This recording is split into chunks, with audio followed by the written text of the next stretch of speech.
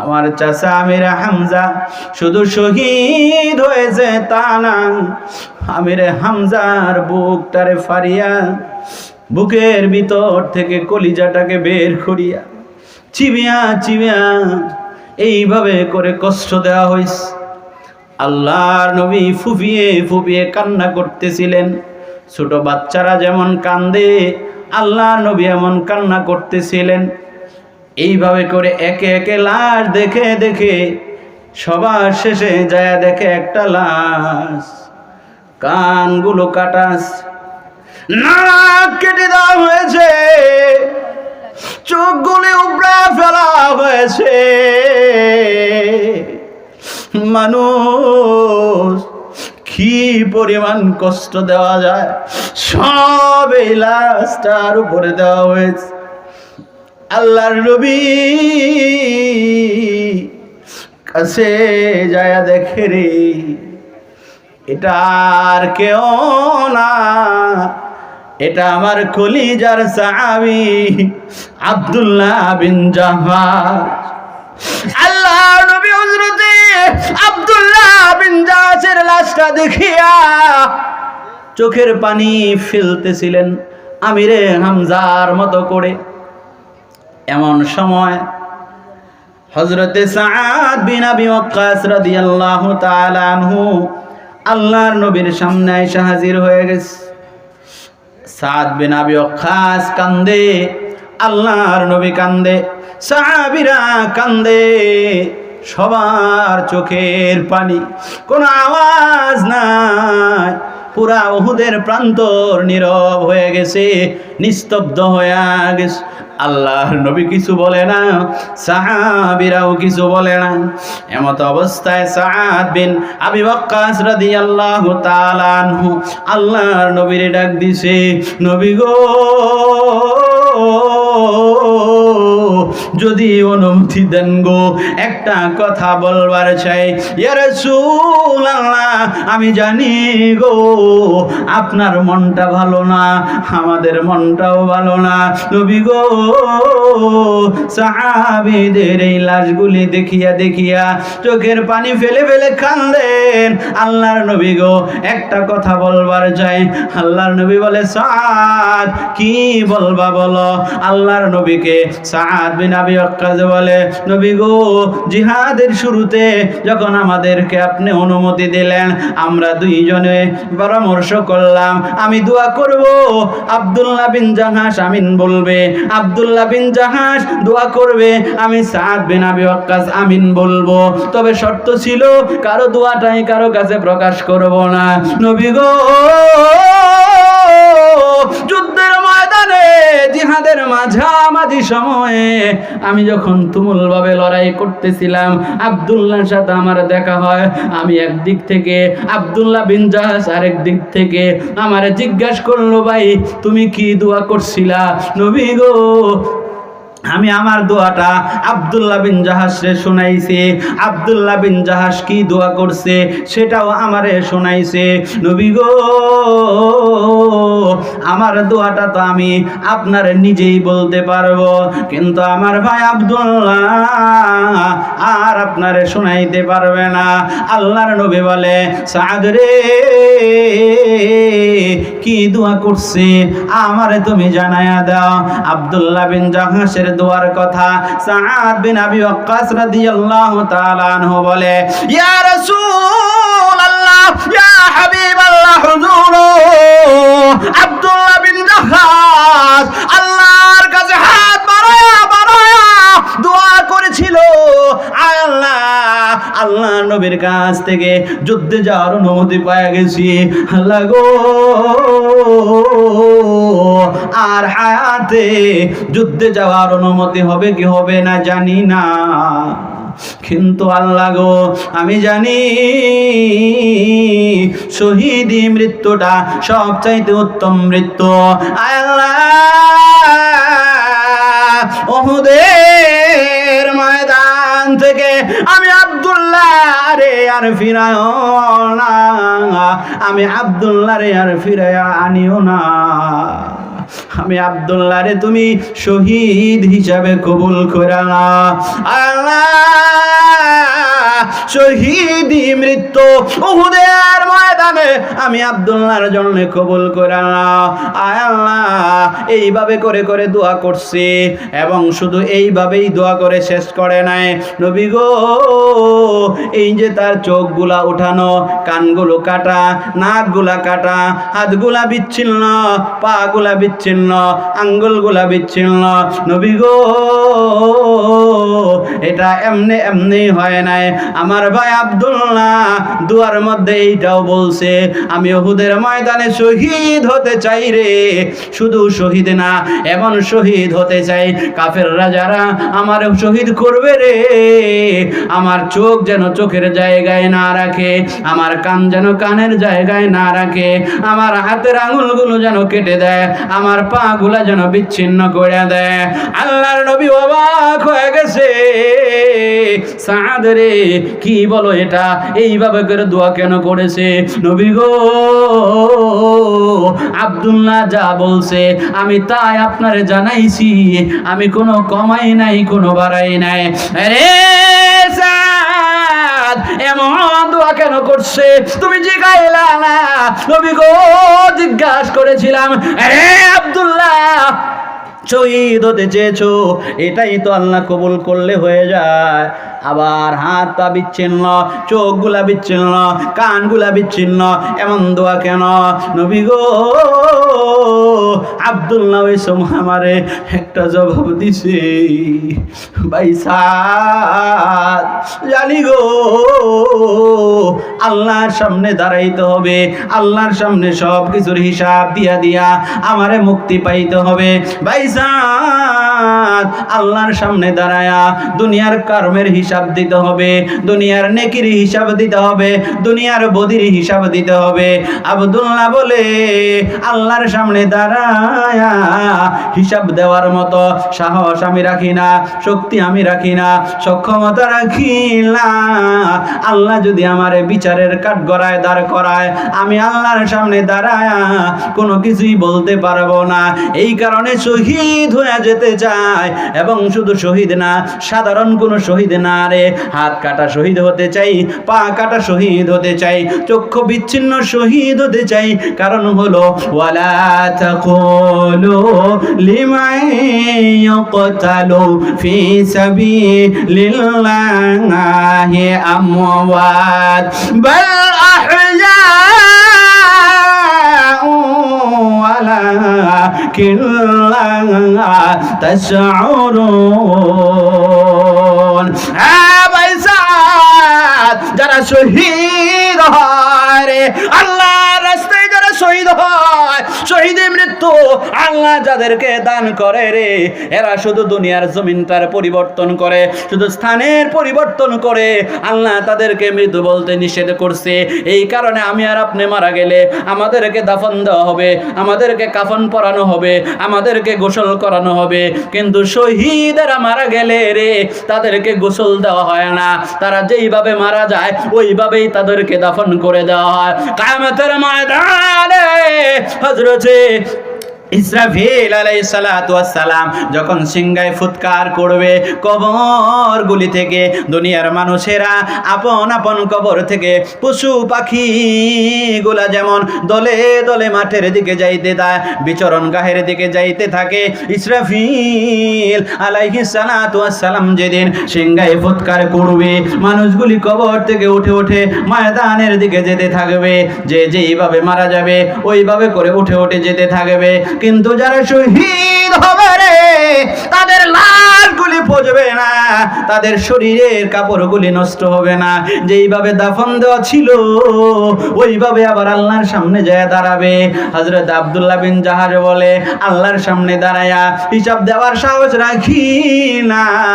এই কারণে শুধু শহীদ না, হাত কাটা শহীদ হতে চাই, যেন আল্লাহর সামনে যায় দাঁড়াইলে আল্লাহ যদি বিচার করতে চায় রে, আল্লাহ যদি আমার জীবনের নামায় আমলের হিসাব বলে নিতে চায়, ওই দিন আল্লাহ কিছু বললে আমি আমার হাতগুলা দেখাইয়া দেব, আমি আমার চক্ষুগুলা দেখাইয়া দেব, আমি আমার বিচ্ছিন্ন পা গুলা দেখাইয়া দেব। আল্লাহ গো ইবাদত হয়তো তোমার জন্য তেমন করতে পারি নাই গো আল্লাহ, তোমার হুকুম তেমন হয়তো মানতে পারি নাই, কিন্তু আল্লাহ গো, আল্লাহ নবী উহুদের যুদ্ধের জন্য যখন আমাকে অনুমতি দিয়েছিল, এই যে দেখো গো আল্লাহ, আমি আর কিছু করেছি বা না করেছি, ইসলামের জন্য, তোমার নবীর প্রেমে, তোমার নবীর ভালোবাসায়, তোমার ভালোবাসায় আমি আমার জীবনটারে উৎসর্গ করে দিয়েছি। জোরে আওয়াজ দিয়া বলতে হবে আলহামদুলিল্লাহ। খুবই বড় সুন্দর করে আমাকে আর আপনাকে ডাক দিয়া দিয়া বলে বুঝায়া দিতে চায়, আয় দোস্ত আগার যা তালাবি, আয় দোস্ত আগার যা তালাবি जाबा तो बख्शम और जासे आजी जसते बगो आबा तो बख्शम और जासे आजे जसते बगो आबा तो बख्शम शांगाने जंगा शांगाने जहां सब तेरे दर के सवाले ओ दिल नहीं जो दिल है तेरे इश्क से खाली ओ दिल नहीं जो दिल है तेरे इश्क से खाली मैं आशिक मौला हो मेरा इश्क निराला मैं आशिक मौला हो मेरा इश्क निराला ये जुमला जगह जिसके तजल्ली से उजाला ये जुमला जगह जिसके तजल्ली से उजाला हमारा वारा साहबे करम रिदवानुल्लाह ताला अलैहिम আজমাইন গণ কবরটারে এমন করে ভয় পাইতো, পরকাল কেমন করে ভয় পাইতো, পরকালের সামান কি নিয়ে যাওয়া যায় এইভাবে করে চিন্তা করতো। আল্লাহর নবীর সাহাবী ওমর রাদিয়াল্লাহু তাআলা আনহু ওই যে মহিলার বাড়িতে গেছে রে, যায় দেখে কাজগুলা কে জানি কইরা দিয়া চইলা গেছে, 2 দিন আসলাম কাজগুলি করতে পারলাম না।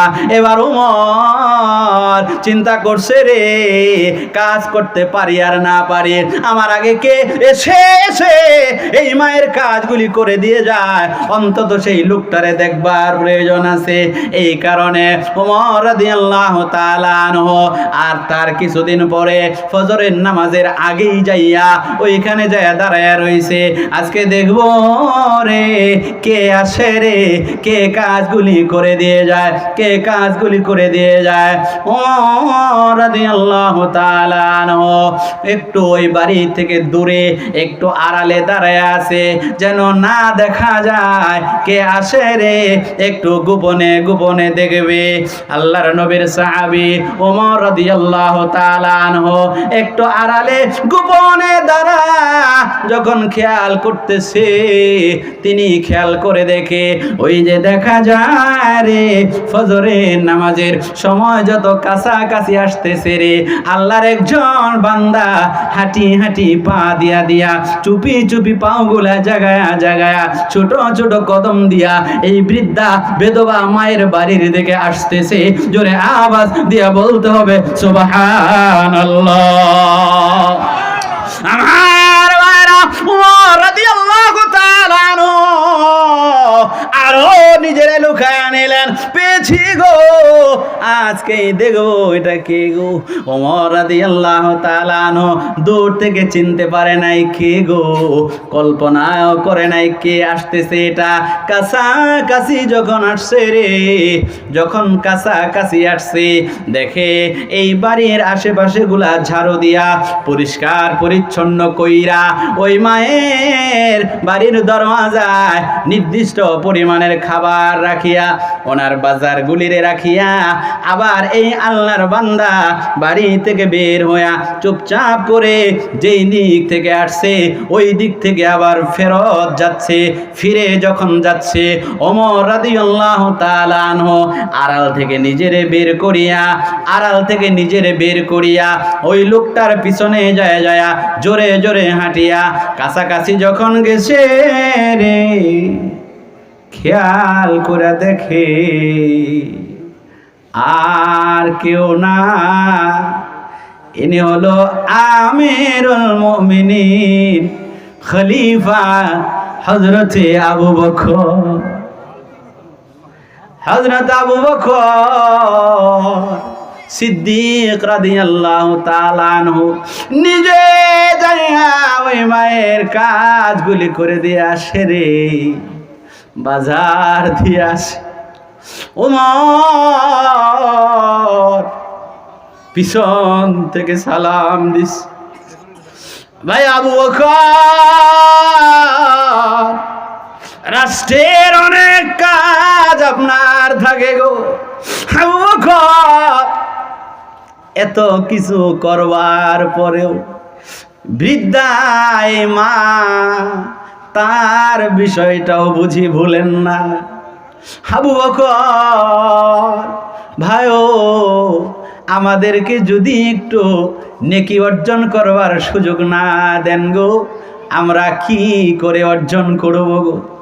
আবু বকর সিদ্দিক রাদিয়াল্লাহু তাআলা আনহু কিছুই বলে না। ওমর রাদিয়াল্লাহু তাআলা আনহু আরো সামনে যায়া হাতগুলা বাড়ায়া আবু বকর রাদিয়াল্লাহু তাআলা আনহুরে নিজের বুকের সাথে জড়ায়া চাপ দিয়া ধরছে। ওমর চোখের পানি টপ টপ টপ টপ করে পড়তেছে, চোখের পানি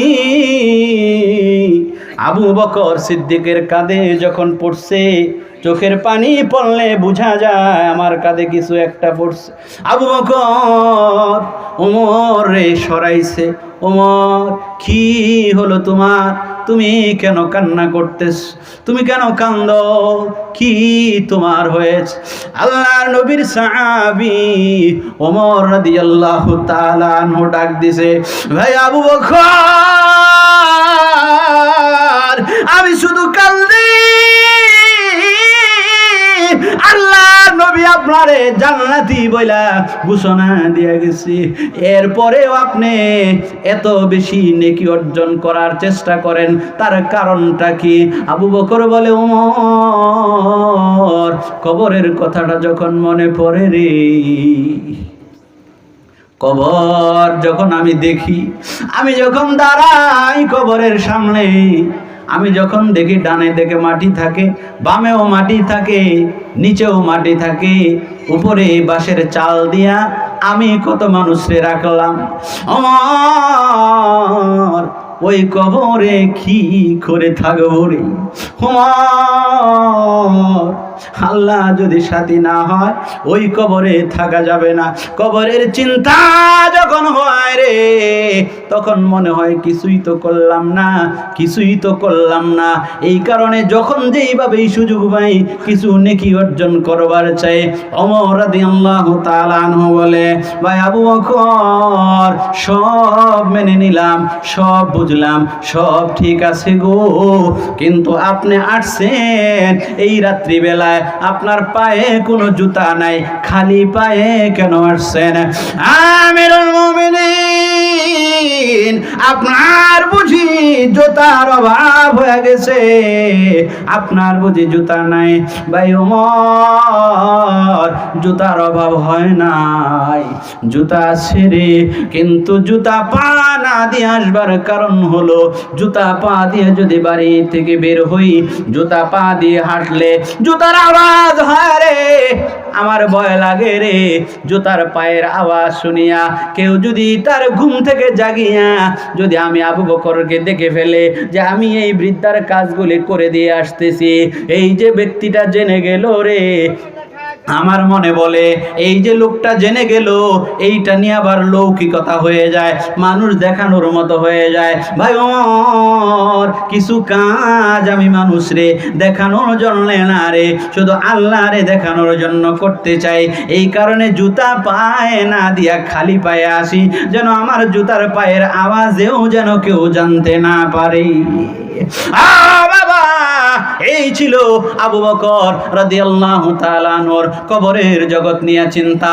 এই ছিল ওমর ফারুক রাদিয়াল্লাহু তাআলা আনহুর কবরের জগৎ নিয়ে চিন্তা। এই ছিল হযরতে আবু যর গিফারি রাদিয়াল্লাহু তাআলা আনহুর কবরের জগৎ নিয়ে চিন্তা। তারা কবরকে ভয় পাইতো, আল্লাহকে ভয় পাইতো, আল্লাহকে খুঁজতো, আল্লাহকে ভালোবাসতো।